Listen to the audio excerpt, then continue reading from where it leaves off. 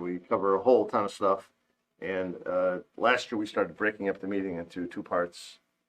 So that's what we're doing again this year. First part here in November, and then there'll be another part coming in January. Okay, so if you didn't get a packet, they're back there. Like if I'm saying things that you think I should clarify on because of what you've seen or yourself, please break in and say, I think I want to make this more clear, from a parent perspective, so it's not so overwhelming and confusing, so you can understand. I'll talk about some of the goals I have here for the team. I started here in the district in 1980, and I noticed at the time that this district was booming with athletic success, which was just so powerfully exciting. This is the time when we were winning state football. Burnsville was winning state football, state hockey titles, and I was new to the district. I said, "Man, this is a cool district," and of course it still is. And at that time, I mentioned that, or I thought in my head, I said, I don't see any of the brain sports getting big accolades. I said they should get just as much attention and accolades, and I didn't see that. So, and I started to form my goals at that time, and I wanted to make Burnsville into a powerhouse in the mental sport of chess, and try to get this school to be one of the best programs in the United States. And I always thought that small goals are nice, but big goals, that's what stirs our heart and gets us excited and our juices moving. And so that's kind of where that started. I also always felt, and this is kind of weird as a teacher, I taught math and science here in the district for 38 years. I retired 2 years ago as a teacher. But I always thought that school doesn't do it that much to challenge your brain to the full extent that it could be challenged. You've probably heard all these studies that we only use a small percent of that brain, and I wanted to get kids into an activity and get them excited about something that can get their brain to be used to its maximum potential. And another thing I always wanted to do as a goal is to teach not just chess, but teach excellence. And because I feel that, if they can become excellent in chess, learn what that takes, you can use those skills to be excellent in whatever you might want to do. And also for them to believe in themselves. Like if I can show that a small school in Burnsville can be the best in the United States, which we've been for 20 times, that they can feel that they could do anything. And so that was also part of my mission statement. Also wanted to have a place at a middle school where can be kind of like a home away from home. And a place for a few years where they could be comfortable, be challenged, and make connections, lifetime connections. It's a big place here. They come from all these different elementary schools, and I wanted a place where they could be comfortable being smart. And chess is proven in many studies, I'll point some of them to you, to allow the mind to make great strides. It's no accident that we now have 19 valedictorians that pictures are hanging on the walls of Burnsville High School that spent their time in this program. And many of my former students are now lawyers, doctors, engineers, CEOs, etc. So I just want you to know that I have a passion for chess, for being a positive influence on the lives of these kids, not just for chess. Here's a story that, I could tell you stories all day, but this meeting would take too long. But this is just a recent story. Happened. I met a seventh grader in 2017, in October, right here in this room. Named James. He was a Korean adoptee, and he was probably the least confident person I've ever met in 40 years of education work. When you play chess, you in its tournaments, you write down your moves, and if it's a good move, you can put an exclamation mark. Good move. If it's a bad move, you put a question mark. He put question marks on every single move he made in every game he played. Question mark, question mark, question mark. And then also, most of his losses were because he was so afraid. He had so little belief in himself that he wouldn't move. He just would lose. He lost on time forfeit, time and time and time again. I could see he was an intelligent young man, and of course my goal was to work on this. And making a long story short, go back to April of 2019, Dallas, Texas. We go to the national tournament. And this is after 2 years of being his coach, and James walks off the stage as the number 5 player in the country. And, he's pretty quiet, pretty shy. He doesn't say that much, but I came up to him, shook his hand like I always do to my players at the award ceremony, and, what he said, it just blew me away to this day, and I could have just, just walked away. And he said, Mr. Ribnick, you told us that if we believe in ourselves, we could do anything we want. And you were right, and I did it. And thank you. And I was like, I'm telling you, I'll never forget that. But that's the kind of story that I hope to have with your children in whatever ways I can. So I believe that this experience for the next 3 years, if your kids are 6th grade, of course, can be a powerful, life-altering experience, that they will learn the power of this mind, which will take them very far in your life. You should know that I care about my students, how they're doing at school, how they're doing at home, how they're doing in their future. I could be an advocate for them here at school, and hope to make that connection. A lot of my players have lifetime connections, and probably go to a wedding a year of some of my former players, and going to be a best man of one of my students this May in Lutzen, Minnesota, for example, Johnny Guzman. But his picture is somewhere up there. So I wanted to just say that, kind of my mission statement, so you know where I'm coming from. Then, now Andy, I did cut down my clips, okay? And so I used to show 3, and now I'm only showing 1. So I'm taking your advice to it.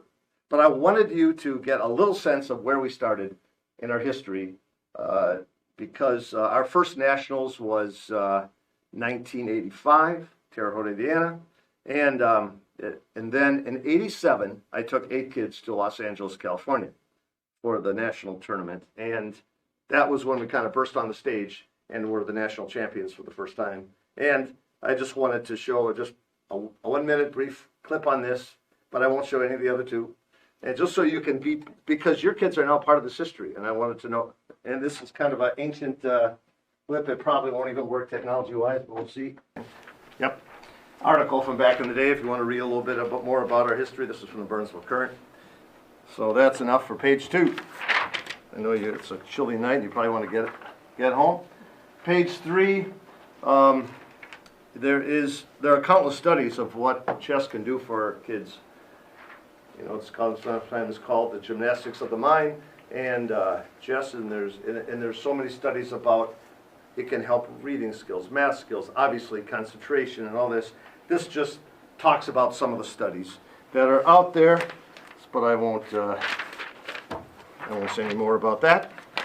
And what I do believe that chess is the best tool for teaching thinking in the world, because they go to school, they have a class of math, they have a class of science and social studies or whatever, but when do they ever learn how to think, how to use their brain? And this, in my view, is the best tool I've ever seen of teaching people how to use their brain and think. Not maybe, not possibly, not even could be. It is, and there's some more studies there for you, so we'll move ahead. By the way, if you do have questions, I'm really comfortable with, and I'm even more at ease if someone would say, hey, you're going a little fast there. Can you explain this or that? I read a lot of newspapers, and one is the USA Today, and I found this article once about trying to diversify your kids into lots of different activities at this age, and so it caught my eye, so I kept it. Well, there's some more reading for you when you have the next time a blizzard hits or something. All right, page 6. No, that was page, well, that was page 5. Page 6. Yeah. All right, assorted topics. Is this the right page? I've already done number 1. About number 2, about other activities. I'm a believer that at this age, kids should be participating in several activities and experiencing them. So I encourage that. And it's the reason that I only meet kids twice a week here at school, because I want them to be able to be in other things. That's the reason for that. And however, when there's a conflict, you know, like let's say, boom, students in hockey, and there's a hockey tournament and there's a chess tournament, that my belief is that occasionally you're going to have to tell the hockey coach he's on the traveling chess team or whatever. He's got a tournament, and occasionally the kid's going to have to tell me, Mr. Ribnick, I'm on the hockey team too, and I have a hockey thing. I can't go to the chess tournament, and I'm typically pretty flexible with that. And as long as chess isn't always the one that takes it on the chin. Okay. My philosophy regarding travel, well, I guess you've probably, have heard of community teams, basketball, traveling hockey, whatever, where they travel around. They don't just play here in Burnsville, they travel around. So I feel that Brain Sports should have the same types of opportunities. So we do have a travel as part of our program. It's not a required part. We usually go at least 2 trips a year. We have a summer experience, and then we have the biggest one is typically our national tournament this season. It's in Jacksonville, Florida, for example. And 4, philosophy regarding team building. On that one, chess, although it's an individual game, to be a good team, you have to be a team. You have to have each other's back. So I try to help that with social events.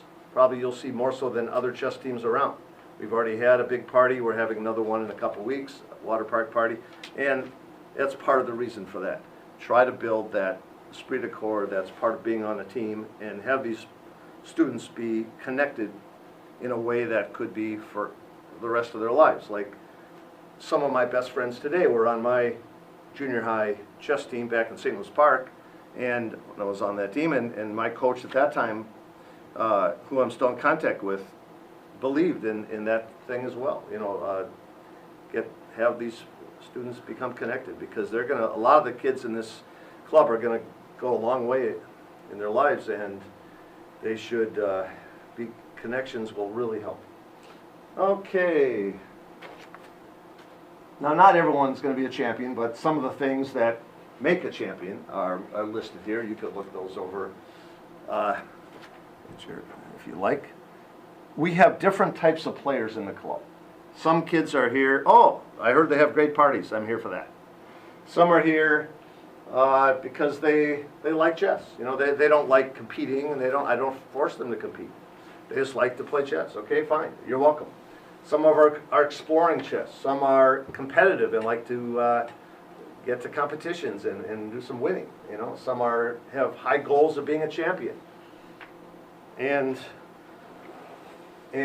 some like traveling. In fact, hey, they're going to Florida. Hey, that sounds like I'm on that team.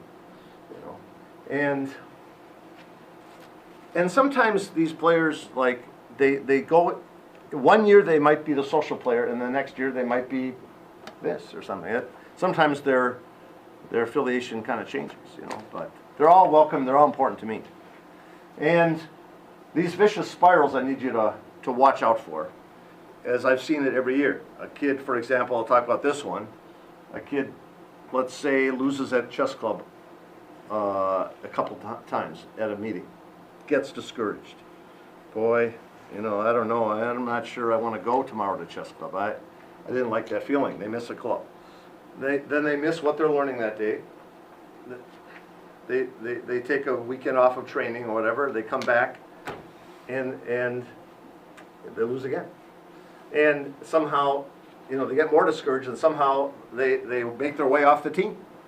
Whereas, you know, there can be spirals in a happy direction too, where kids experience the fun of winning, and they start getting on their online training, and hey, that was fun. I'm training all weekend. They come back and they win some more.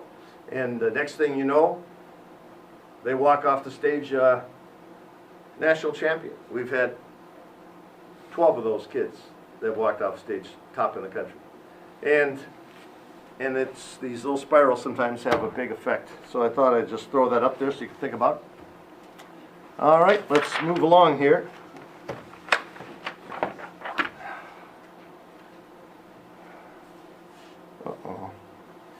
Goals. Some of these I may have touched on already. Increasing their self-esteem. Well, I talked about that already. I want students to learn that success in life doesn't just happen. You just don't bump into it. Most people aren't born with that proverbial golden spoon in their mouth, you know. They have to work for it, and I want them to realize that for chess, that's very true. Okay? And I talked about friendships, good memories. My goal is that they become clear and more logical thinkers and problem solvers, and I'm telling you that if they are in this program and playing chess, that's going to happen for sure. You know, I want them to understand the responsibilities of team, and obviously I want them to be better chess players. And of course, you know, this is one of the feeder programs for the Burnsville High School Blaze chess team, which has won more state titles than any activity or sport in the history of Burnsville High School. And so, of course, one of the things we're trying to do here is get them ready for Burnsville Blaze chess. And why teach chess to children? Well, here's a little quote by one of the America's most famous chess players, Benjamin Franklin. And there are some educational benefits for sure. Let's see, what could I say? Improves thinking under pressure. There's this chess clock we use when they're playing tournament chess, and there's always this time element where they have to think under time. Well, I've had a lot of kids come back to me and said, Mr. Ribnick, that part of chess has helped me in all my college testing, my ACTs, all these things where there's this clock ticking, you know, and I am so much more comfortable doing that than other kids. And I told you with problem solving, that is pretty, every time a move is made, there's a new problem that you have to solve. So you're constantly solving problems, and it will make people a better problem solver. It's one of the things that it's helped me in my life quite a bit. A lot of my friends will come to me when there's a dilemma or a problem to be solved, because I usually try to find a way to solve it.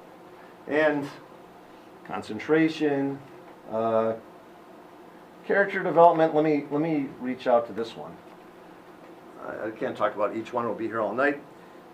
If we could teach our middle school kids to think before they act, you know, like, isn't that a pretty good life lesson? Like, it certainly has helped me, because avoid a lot of mistakes in my life. And in chess, if you move without thinking, you are going to get smashed. Okay, I mean, not literally, but you know, you're going to lose badly.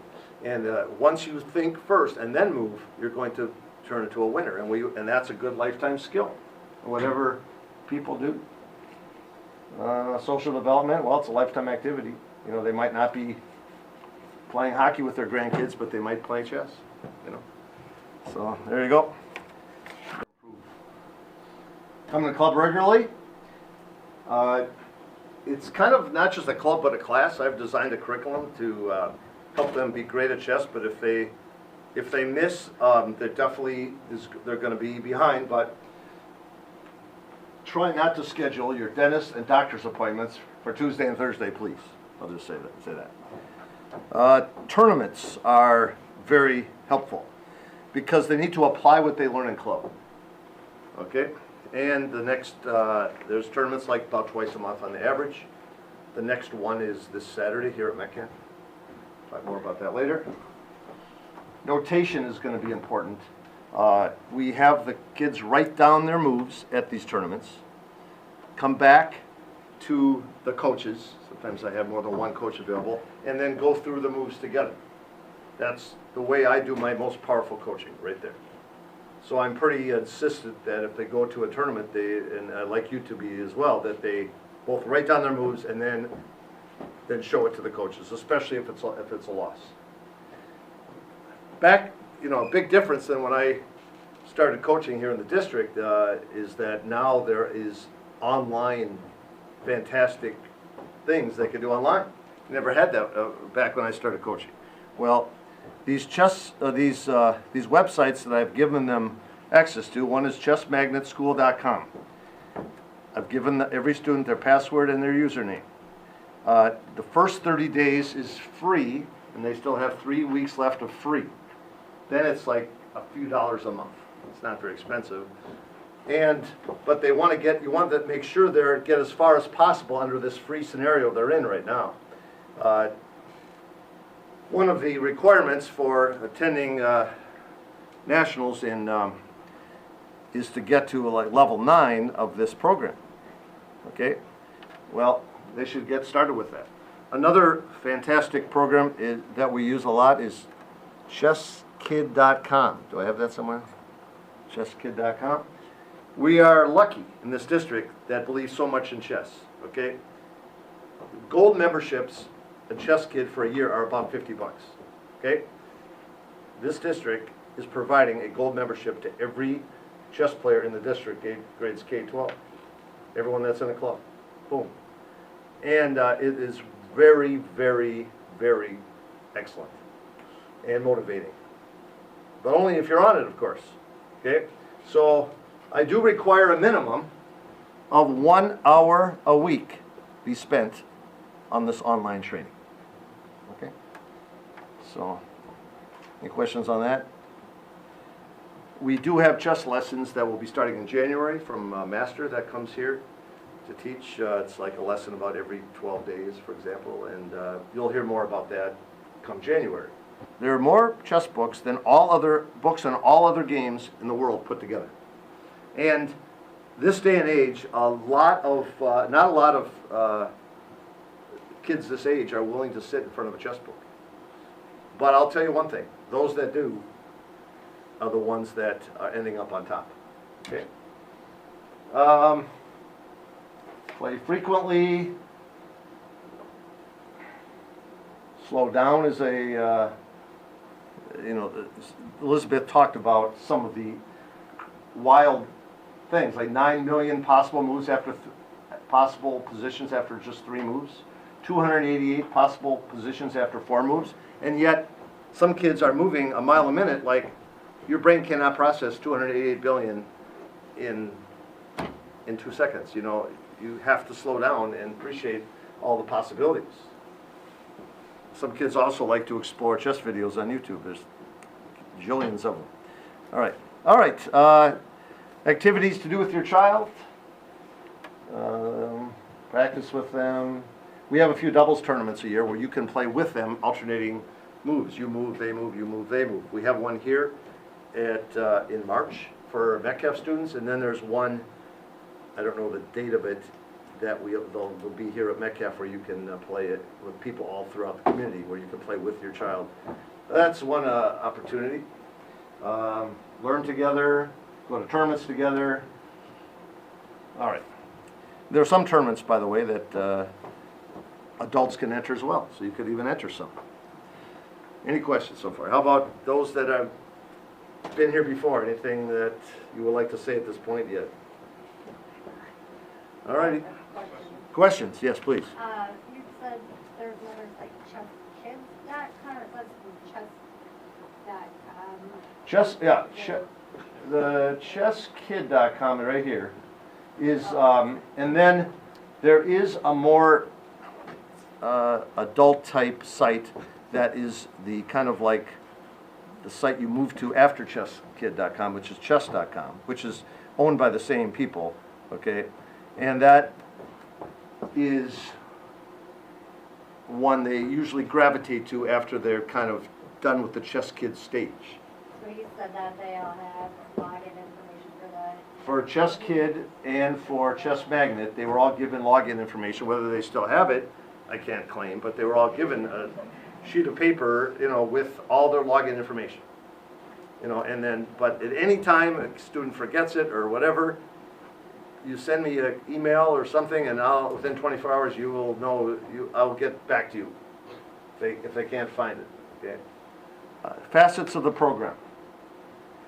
What we're in right now is called rookie training. All the rookies are working with mentors, students that have been in the program before, or some of our coaches, to go through the basic fundamentals. Okay. Then the next big stage of our club is the Metcalf Open. That is the school championship team tryouts, which is next week. That's what we've been preparing for since our first club, October 10th. Okay, it's going to run Tuesday, Thursday, and Friday. Late. Could go as late as 7:30, could go as late as 7:30, could go as late as 5:30. Now, it could, but I will say, like, the majority of the games will be done by 6, will be done by 6, will be done by 4. You know, but I'm just, it's hard to know, you know, a game, as you probably could guess, could take 4 moves, the game could be over in 2 minutes, or the game could be over in 2 hours. And so, some students will be done, you know, much earlier, and they could call for rides or whenever, you know. They will, because we're running late, we'll have a room for the quiet study room for the kids with homework. We will have if kids that don't have homework, in between rounds, we'll have a room we'll be showing movies. We'll be having concessions, because they'll probably be hungry, so we've got hot dogs and nachos and chips and things like this. So be sure that they bring some money. So that's all happening next week. Any questions on this? How long do the games normally, I mean, are they on clock? Yes. They're on clock. I think the first round is 45 each. Rounds 2 through 4 are 60 each, and round 7 is 75 each. So, okay. After, our practices and clubs, well, obviously they're Tuesdays and Thursdays, as you know. The ladder tournament will start in 2 weeks from today. In the ladder tournament, once the Metcalf Open is over, every student will be assigned a board based on their finish. So some might, you know, whoever finishes the tournament will be board 1, you know. I don't know, Mary, whoever, I'm just making up names. Board 2, Steve, you know, and etc. And there'll be a list on the board here of everyone from 1 to whatever, 60, however many people enter. It's open to anyone in the school. And then in the ladder tournament, students can, if they're not satisfied with their position, can start working, trying to work up. So if they finished in 43rd place, then at the ladder tournament, starting 2 weeks from today, they can challenge player number 42, and if they win, they moved up a board.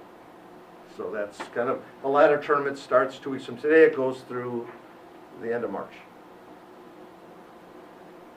The round robin tournament is where, at club, where we ask each kid to play everyone on the team 1 game, because I don't want player 43 to play 42 and 44 the whole year and never get to meet player number 2 or player number 63. So I'm asking, you know, them to play everybody 1 game. That's a goal. It's called the round robin tournament. There's prizes for that. I don't have much to say about this one right now. I don't do much of that anymore. The chess league starts in January. I take the top 25 players. We go to other schools and play competitions, and you play in teams of 5. So your top 5 boards are known as your A team. And boards 6 through 10 are your B team, and I enter 3 teams. Board 11 through 15 is the C team, and we play other schools in competition. Sometimes we may take a bus to another school, and sometimes they may come here. And I bring the top 25 because the last 10 can play scrimmage matches against the alternates from the other schools. Those usually the matches usually start about 3:30, down about 5:30. If there's a bus involved, we might get back here at 6:15, or depending on how far away we go.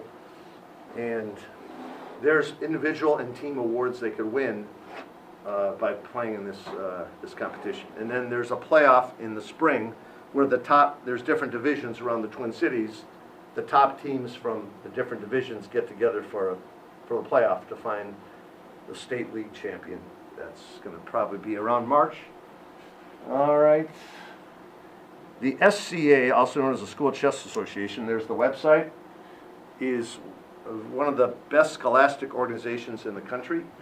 Most states are very jealous that there is such a thing. They've been since 1969 putting on tournaments and camps for kids.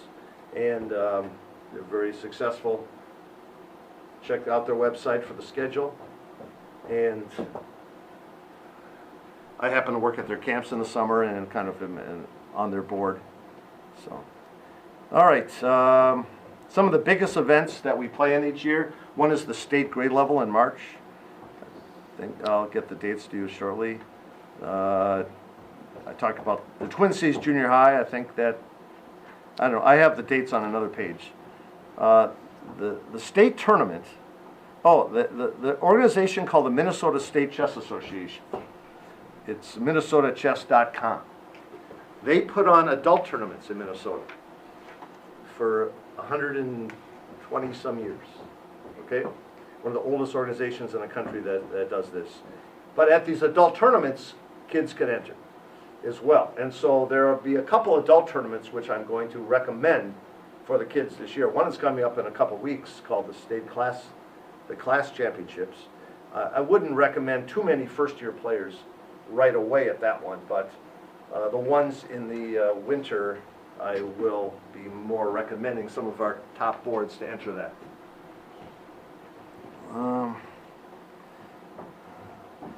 We have chess lessons, as I talked to you about earlier. We'll talk about that more when January hits.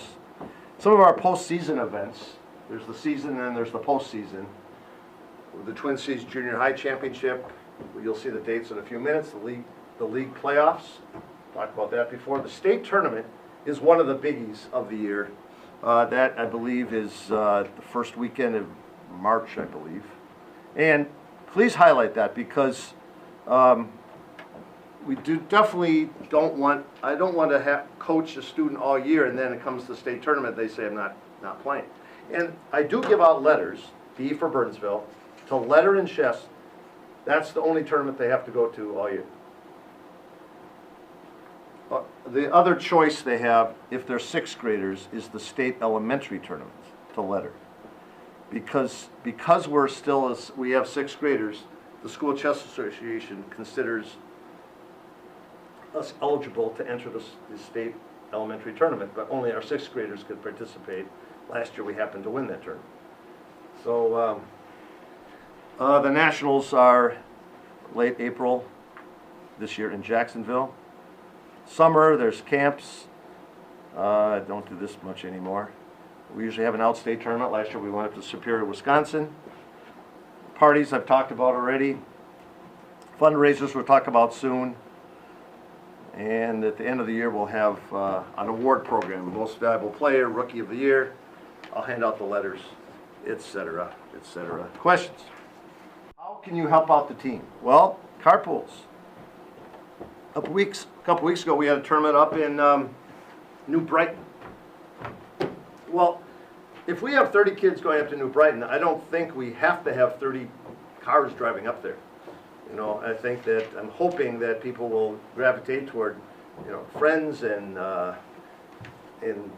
get carpools, and you could help organize that. That would be good, because some kids don't have rides, and they'd like to go, and their parents work on Saturdays or whatnot.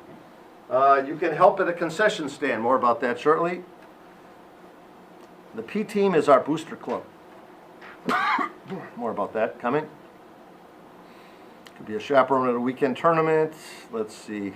Some of these things you could read to yourself. Be involved. There's a big one. All right, next one. How can you help out your player? Be a cheerleader in times of self-doubt, and every kid will have those periods where they're unsure if chess is right for them. That's why I need you to help out.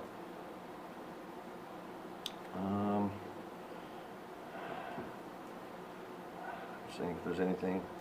Encouraged to attend tournaments. Don't schedule appointments on chess days.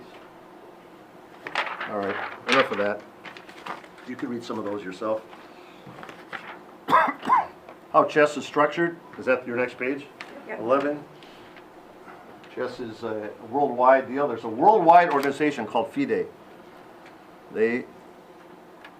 And one of the affiliates of FIDE, every country has its own affiliate. The affiliate for America is the United States Chess Federation, uschess.org.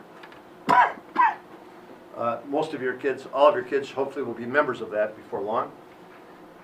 Every state has an affiliate under that. Our affiliate is the Minnesota State Chess Association. And they just got a new, it's now minnesotachess.com. It's new this year.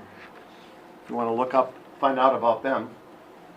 And they have different affiliates, like the School Chess Association, Twin Cities Chess League, etc. Anyway, it's kind of a little flow here. If you want to see a little bit, this is not up to date here, I just thought you might be interested in our history. That's at the bottom of there. How have we done in the state over the years since 1984, when it was the first year that I brought a team to state. We finished 6th, for example. How have we done in the national championship and the national junior varsity championships, etc. So it gives you some taste of our history there in case you're interested. Question. Yes, The please. USCF membership, I don't remember, is that, Jake's expires this month, is that something that is renewed through Chess Club, or do we have to do it? I don't remember who took care of it. You would have to do it. We'll do it, okay. I will get that done then. He won his, and some kids will win one. I think Jake won Oh, one he last year. maybe won it last year. Because he Okay. did really well at the Metcalf Open. Okay. So he won a membership. Yeah, okay, that's. And what it then was. his might be, then his probably expire November 30th, I'm Yes, guessing. it is. All right, then, what are the dates of some of our events, you might be wondering?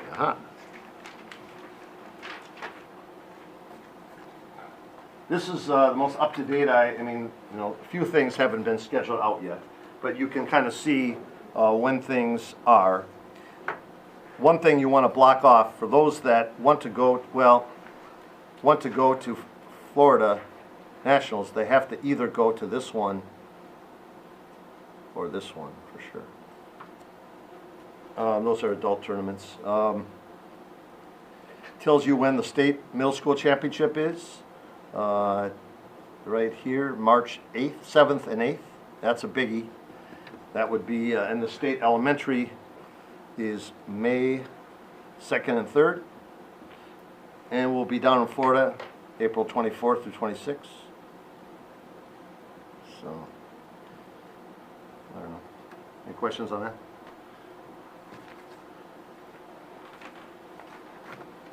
All right. Well, I think I need another pause to show you something. And this something is, I used to ask every year a former player to come up and talk to this group about, and that's now, you know, older, what their reaction was to being in this group. And it was getting harder and harder to get people to come because of busy schedule. Some of them, you know, they're living out of town now. So one guy, finally he did it for a couple years, and I said, can we tape you this one year? And so you don't have to keep coming. And he said, sure. And so Zach Heinzen will give you a little talk about what it was like as a student to be part of this club now that he sees it more as an adult. He was in college when he gave this a few years ago. You know, he's going to mention Anna Ray Shunk. He was co-captains with her. Her picture's up there. She was this sad, you know, at the University of Minnesota when she was sadly murdered a few years ago. You might have heard about all that. She was one of our assistant coaches. Anyway, he brings her up in reference, and just so you know a little context to that. So let's hear what Zach has to say. He's now a senior at University of Minnesota, and just got back from the Citrus Bowl where he. Don't worry, he didn't take any hikes or anything. He was in the marching band, and it's been an honor to know him for many years. He's going to talk a little bit about like okay, what it's like from a adult now that used to be on the program, just what he might have gained from it. Because I could say all the stuff I want, but this is a true living example of someone that came through it. Thank you. Go ahead. I'll show you. Ripnick changed his board. This was the highest I ever got. It's board 2. We had this kid named Alex Powell who was just basically unbeatable. And I really wanted that spot, but I never got it. So just to introduce myself, my name is Zach, as he said. I'm a senior at the University of Minnesota, Twin Cities. I came here to speak last year as well. And I just wanted to talk to you a bit about the benefits of chess, at least from my experience. I'm going to start by highlighting a couple more practical aspects of it. But first I want to address kind of a myth that exists about all extracurricular activities. I don't know where this came about, but a lot of people seem to think that if you do an extracurricular activity like chess, your grades will somehow suffer from that you won't have enough time to study or focus on your classes, which is not true at all. Speaking from personal experience, I actually came into junior high as kind of, not the best student. But by the time I left, I was an A and B kind of student, and I attribute most of that to that extracurricular activity. I wish I had had time to do some more research on this before I came here, because I'm sure I could have found some articles or some scientific journal entries to support this theory that, extracurricular activity promotes productivity in school, but I'm just going to ask you to take my word for it for now. And I've also seen this in other aspects of my life. I'm also a member of the marching band. That's why I was in the Citrus Bowl. Chess itself is a game that builds a lot of very desirable qualities, I would say. And I think this is what Ripnick wanted me to touch on the most. I wrote down a few of them that I think really kind of stand out, both from just being a human being, but also to like finding a job or making friends, community, and stuff like that. A few of those qualities would be like critical thinking, decision making, patience, long-term strategy, time management. For critical thinking, I mean, chess is just a very difficult game to win. If you make one mistake, that can essentially cost you the whole game. And you see this immediately if you ever play one of those like genius master guys who I always, dream of doing well against, and then I lose in like 5 moves. It's a difficult game, and so the more you kind of learn about chess, the more you learn about how to think about chess and how to win the game. And that's critical thinking. Decision making is, of course, part of that as well. You have to go through these moves, you have to make the right choice, which is sometimes not always so clear. And patience, of course. One of the things Mr. Ripnick has the students do in these longer tournaments, these time tournaments, which are like, you could have anywhere between an hour and a half to 2.5 hours to just think about your game. And a lot of the things that newer players will do is they'll kind of go in and they'll spend like 15 minutes of their time and they've already lost kind of thing.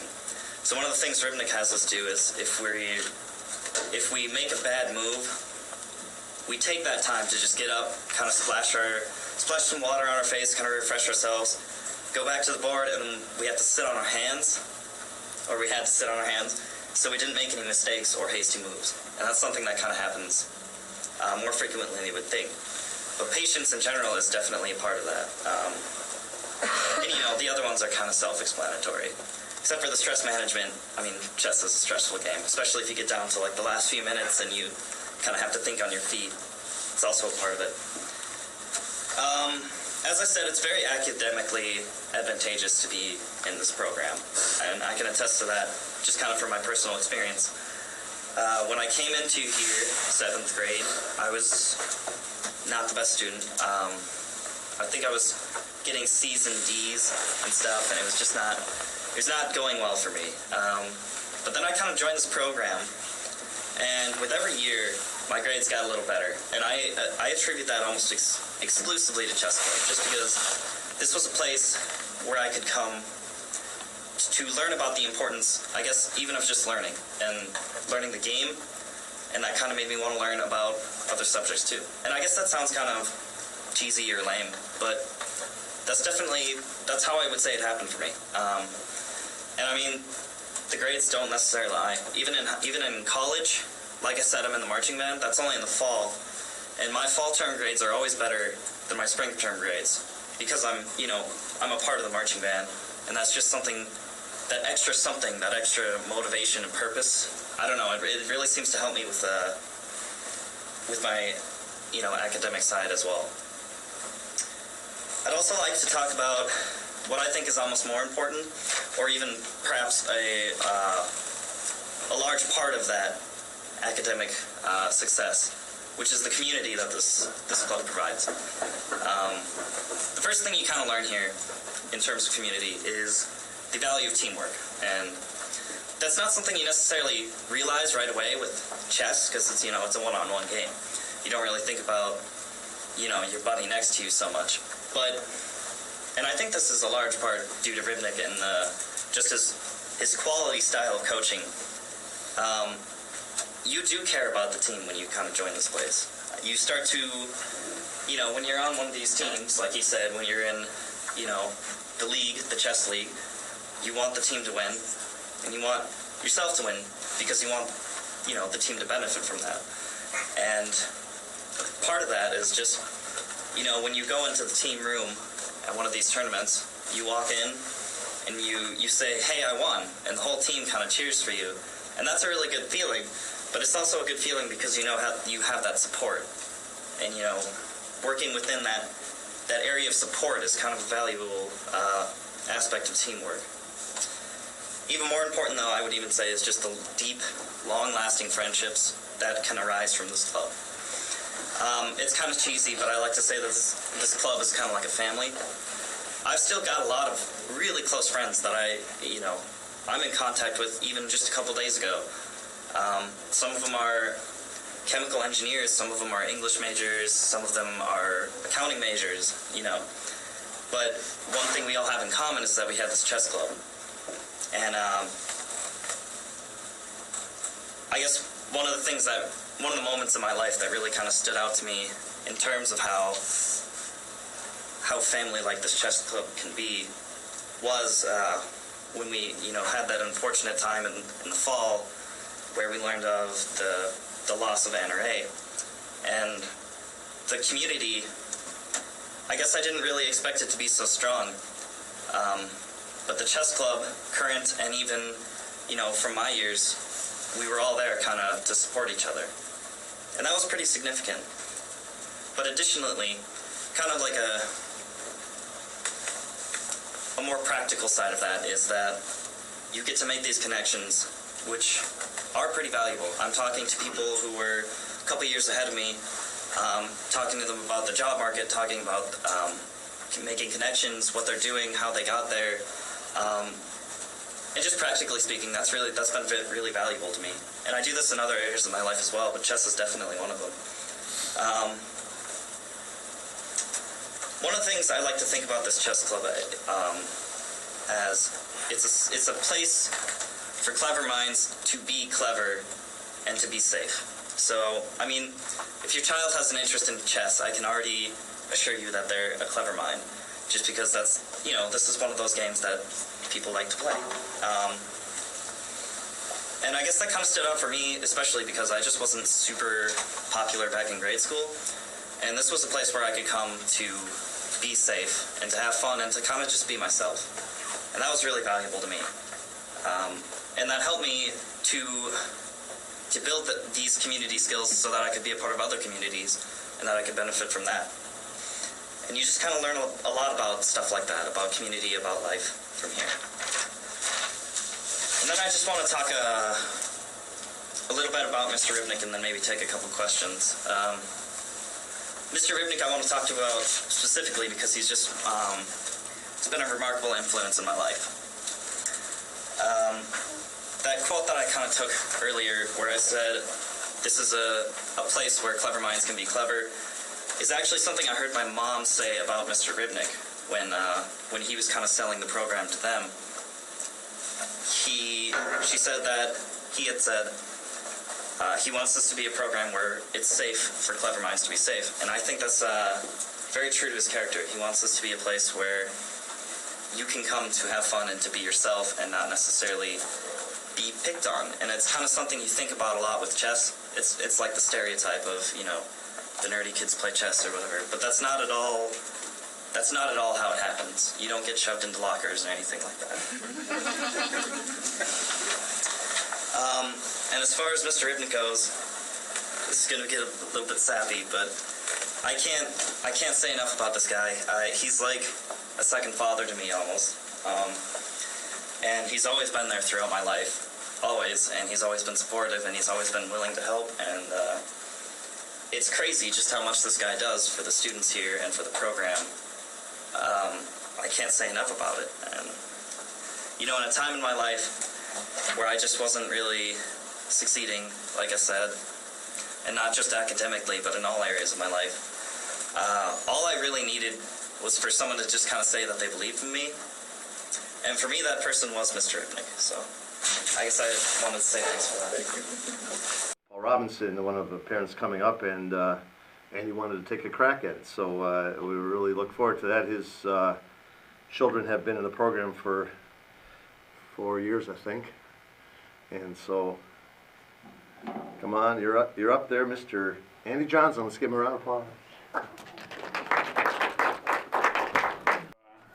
As you can see, Coach Ribnick likes to capture things on video, and we've got Dan here, and I'm square in the crosshairs. So, as interesting or unsmooth as this might be you, it's going to look worse in 5 years when it's still shown. So, I'll talk to. Have aged a bit, though. Yeah. So I'll from a parent perspective, I'll give this to you and to the future parents. Maybe it still holds true, but you know, Coach asked me to do this. You know, there's kind of, if you haven't sensed the room, there's some parents of current players or former players over here, and some new over here. But he alluded to, I've got a son who's in 8th grade now, who's been in chess for 3 years, and I've got a daughter who's just joined high school, and Nick came through the program for 3 years and had fabulous experience. You know, what do I want to communicate from a parent's perspective? I took some notes. I might follow them, I might not. But I remember very clearly being at this meeting, sitting in that corner.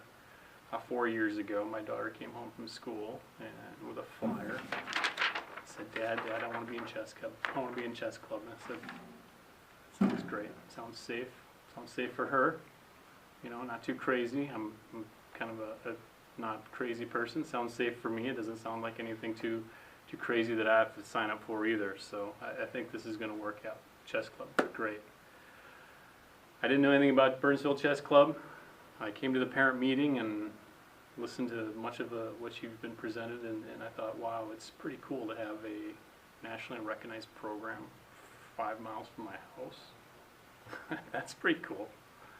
You know, of all the activities that a kid could participate in, and to have access to something that special. You know, I can't think of anything in my life when I was that old of having a national prominence. My world was much smaller than that. So I think that's pretty fantastic, and hopefully you do too, and your kids have that chance to be a part of that. It's been kind of referred to a couple times, but the prior speaker about, you know, middle school is kind of an awkward time, right? There's a lot of development, a lot of growth socially, emotionally, mentally, and in this chess program, the chess club, you know, the kids come here after school, they look forward to it. It's a wide variety of kids, of, you know, real serious players, of kids who just like to have fun, kids who want to learn about chess. It's really a great place for them to kind of come together, you know, their peers, their colleagues. It's one of those things where they look forward to it, and it's a support system as their kids are going through these challenging, you know, awkward times in their life, right? Growing and developing and these types of things. And as they go from elementary school, you know, there's a lot of 6th grade kids here. You know, 2 months into school, they're more comfortable now, but it was probably a little nerve-wracking going to middle school. It'll be the same thing as they get into 8th grade and they think about high school. And if they go to college, you know, making these different transitions throughout life, you know, having these colleagues, these connections, these clubs, these support systems, I think is fantastic, and this is a great example of one here at Metcalf. Anyone, anyone can join. My daughter, I don't think she knew how to play chess. I thought I knew how to play chess because I knew how the pieces move, and I quickly learned that's not the same thing. And regardless of their level, they can come here and they can start from nothing. And there's a great curriculum here. It's not just Animal House. They're kind of thrown together. It's a very, very well organized opportunity for them to learn and grow. And they can, Coach talked about. When I heard him talk, I heard him make references to the 80s and things of that nature, but he didn't really talk about the national championship team last year, and the individual national champion last year, the second place team last year, the top in the nation team in 2018. So this isn't distant history. This is a group that your kids are going to be right in the mix with. These kids that were in Dallas last year, who were on the podium, who took home national honors, and these are the kids that they're going to be joining, and they're going to be a part of this team, and they're going to be a part of that tradition continuing on. This isn't something that happened long ago. This is currently happening today, and to be a part of that is pretty. Again, I found it pretty cool, pretty exciting. The confidence, he told the story of confidence, and to be a part of the program, to watch a program as a parent, you see these kids in these awkward situations and growing and developing. You see them come together. You see them not being very confident, or you see them dealing with the challenges that this opportunity provides them. You see them figuring out how to deal with those. You see them, in those spirals. You see them have great games and excited and proud of all the time that they put into it. And you see them not being successful and having to deal with that, and that's a fact of life. Having the skills to be able to deal with things that don't go your way, even though you did everything that you needed to do or everything you were supposed to do, you still have to figure out how to handle it. And it's a great environment for that. It's a supportive. From a parent perspective, I've had two kids come through the program, and not everything goes right for them. Right, I've seen the disappointment and the game, the big game that they prepared for. They were sure they were going to win, and they didn't win, and to have to bounce back from that, because the next round's in about an hour. You have to collect yourself. You got to get your mind together, your emotions together, and you got to go back out there and do it again. It's great. These are great skills to learn to be successful.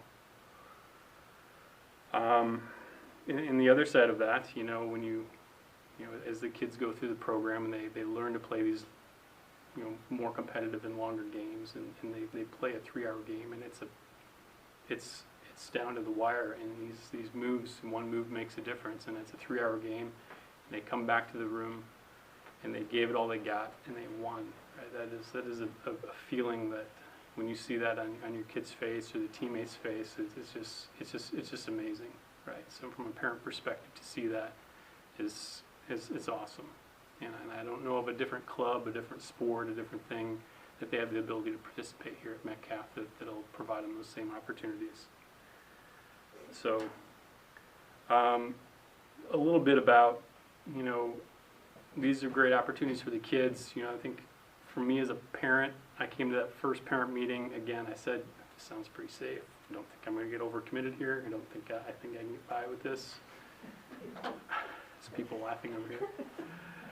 And I said, well, okay, I'll see what I can do to help out. This sounds fantastic. And it's a great opportunity for parents of new kids to find a way to participate. Coach talked about the P team, to find a way to be involved. It's a great club to be involved with. It's, there's some great parents who are involved in it today. I've built relationships with these people, I've grown to be friends with these people, work in the concession stand, doing these different things. So, and it's an opportunity to show support, and it doesn't take a lot, from a parent perspective. It doesn't take a lot. It's not a weekly obligation. Hey, you got some time, you got some skill, you got some ability, you got some resource to pull that in to help fund this thing. When I say fund it, I mean fund it in an organizational way. Coach Ribnick is a great coach. He's got a lot on his hands. To be able to put together, a world-class program like this does take a little bit of participation from the parents. Not a lot, just a little bit. And when there's a P team around, a booster club around to help shoulder some of that responsibility, to help with those organizations, people have experience, in other groups, bring that, like, hey, we can do this, and we can allow that focus for coach to focus on the chess and to focus on the kids, and the P team helps with the rest of the organization of the program. It really means a lot. It's a fun thing. I found it to be a fun thing. I've been involved for the past 3-4 years with some of these folks and doing fundraising and different things. It's been a lot of fun.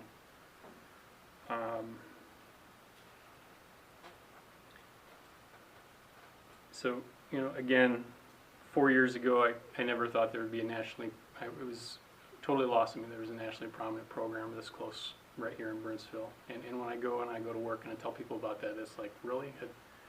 It's that great. And it's a great program for your kids to be a part of, and for you to be a part of, and a great group of people to support and participate with this. Not to mention that many of the tournaments are here at Metcalf. It's easy to get the kids involved. It's easy to bring them over here for a weekend, to volunteer, to build those relationships. And I think you're really on the front side of a really fun and fantastic and exciting opportunity next 3 years for your kids to provide their 6th graders. So that's from a parent perspective. Happy to take any questions if here or on the side or anything else. There's other parents here who have had kids in the program, and it's been a great opportunity and a great experience. Ingredient is a caring and committed parent group, a booster group. We call our booster group the P team. One role is fundraising. We've probably raised over $100,000 the last 10 years. And we use this for equipment, for awards, for guest coaches, for scholarships, for entry fees, for travel expenses. Right now, one of the people on the board is going to talk about some of the positions, which you can find on page 13. If you could look at that. He'll be talking about some of those, and also talking about one of the biggest things we do is run concession stands at chess tournaments. And this is one of the biggest areas that we need your help. He's going to talk about that. And so, welcome our board member, Mr. Pedersen. I've been involved in a few different school groups, like PTO stuff, and my wife does much more PTO. And I remember as a kid being involved in sports and different parent groups. And it seems there's two things, like when my wife has a PTO meeting and 2 people showed up, she's excited because 2 people showed up. And when they send out a sign-up genius for PTO, and it's like a day before the event, and there's like 3 people signed up, that was successful. The other flip side of that is in some of the sports as a kid, there was like the parent group that was kind of like a closed group. Right, and it was a kind of a closed-knit group of parents, and it was kind of, I would say, kind of cliquey. It was like high school all over again. This group is not like those groups. We have incredible parent participation. I think, if I'm not mistaken, we've got 2 sign-up geniuses out for the next 2 tournaments, and they're pretty much full, which is unheard of in school groups. And I talk to my friends at work who are involved in school stuff and trying to get volunteers and all that. And, they're amazed at how quickly we can get a group of volunteers together and get 10 or 15 people to volunteer for our activities. So I think that speaks a lot to the group. I think it is a very open group. It's a very fun group, very welcoming group. On average, our kids age 12 months every year. So if you think it through, we need some of the new parents to participate and become part of this group, because we won't be here in a few years. Our kids will age out of the program. And I've even seen kids who've aged out of their programs and their parents still come back and help and come back and say hello. So one of the things that keeps this group running is that P team. We meet, like Ribnick said, on a monthly basis. We have, my role in the P team is the food shopper. So as a food shopper, I go get all of our concessions food. We have another person who does beverage, because each of those is about a car full of stuff that we have to get here on Saturday morning. So we take care of that part as part of the P team. We also have a treasurer who's taking care of all the managing of the funds. We have Andy, who does the fundraising committee. We have a webmaster, Dan, here. We've got some of these roles we still don't have all. That's right. But and you help in the communications piece of it. And I'm missing one. That's about it. So as a group, we kind of keep this ball rolling. And I heard it early on that one of the roles of the P team was to allow coach to be the coach as much as we can. There's a lot of coordination that he does, but there's a lot of coordination we try to take on to allow him to do what he does best, which is to coach chess and help the kids. And we especially see that in big tournaments and events. He does a lot of the pre-planning, but at those events, as parents, we try to step up and help out as many, whatever we can do, whether it's taking care of snacks, helping kids get lunch, helping the kids kind of get, corralled if we need to, so that coach can concentrate on the chess piece of it. If any of you have been to a tournament, a chess tournament before, it's exciting. The strategy of the kids, the intensity of the games, and we don't get to watch any of it. We're not allowed in the room. So there's not a lot for us to do at a chess tournament, aside from concessions. So it's a big fundraiser for us. We probably raise $8,000 to $10,000 a year just doing concessions at the chess tournaments, and it's a fun activity, and it keeps you busy during those days. And it's a way for you as a parent to somehow be involved in chess. It is one of those. It's not a spectator sport. It's really kind of sit around and wait and play cards and things like that. So it is one of the ways to keep active during the chess tournaments is be a part of the concessions. So we send out before each tournament. We send out a list for sign up Genius to take a shift. It can be like an 8 to noon. It can be an 11 to 1. We have kind of a lunch rush shift, and then we have an afternoon shift. Have you talked a little about shares at all? No. Okay. So what we do is we keep track of the time that you volunteer. And as new parents, what we say is one share would equal 24 hours throughout the school year, which is a decent amount of volunteering. And what that means is at the end of the year, we'll take the money that's been raised through things like the concessions. And so it gets a little bit complicated as far as the fundraising committee and our concessions and all that. But we'll look at that concessions money and say, okay, here's the dollars that we raised this year, and then it gets divided out into each kid's chess account through shares. So if you worked 24 hours of volunteering, you'd have one share. If you worked 12 hours of volunteering, you'd have a half a share. Okay, so you don't have to work 24 hours to get that one share. That's just our goal for everyone. At least we want everyone to volunteer at least once, so at least a 4-hour shift here or there, just at least so you can get involved, meet the other parents, etc., and be a part of it. But those shares come in handy especially when we get to things like nationals, which can be an expensive ordeal. And I know last year through the work that I did and volunteering that my wife and I did, we got a good chunk of that paid for. And it's going to depend every year on the costs of nationals and things like that.